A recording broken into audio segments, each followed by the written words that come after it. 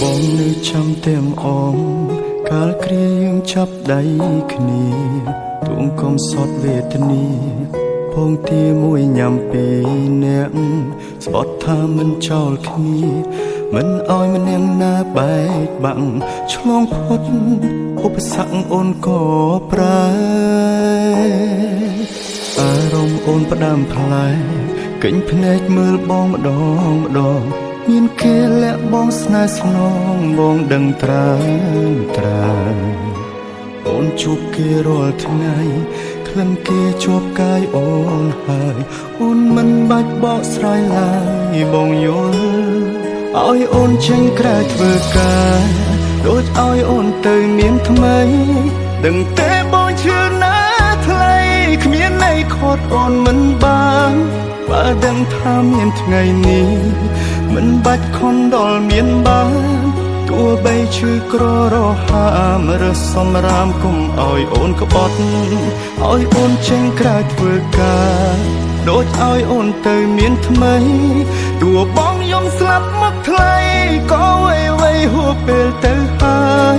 ស្រឡាញ់គេឲ្យសុខជមបងមិនខត់ទេសែអើយតែបើអូនចង់បកក្រោយចាំត្រានត្រាយបងនៅទទួល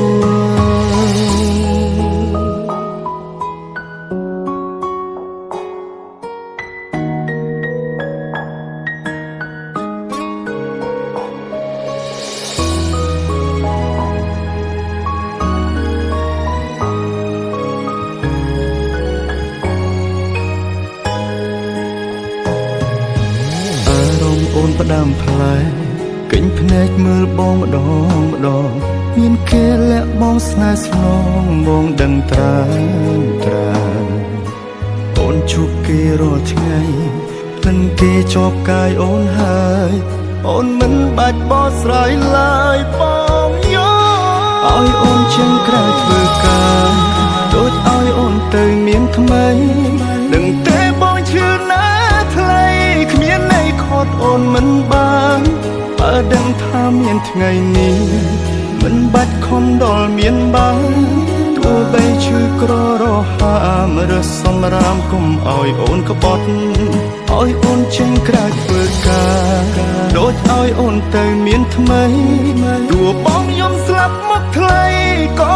វៃហួពេលទៅហើយស្រឡាញ់គេឲ្យសុខជម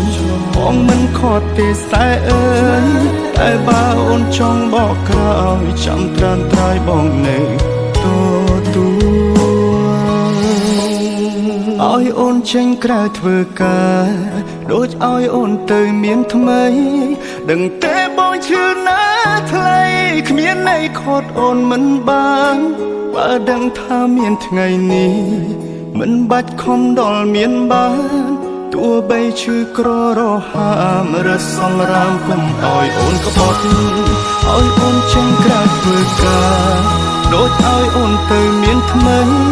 ទោះបងយំស្លាប់មកថ្លៃក៏វៃហួពេលទៅហើយស្រឡាញ់គេឲ្យសុខជមបងមិនខត់ទេសែអើយតែបើអូនចង់បកក្រោយចាំត្រានត្រាយបងនៅតែបើអូនចង់បកក្រោយចាំត្រានត្រាយបងនៅ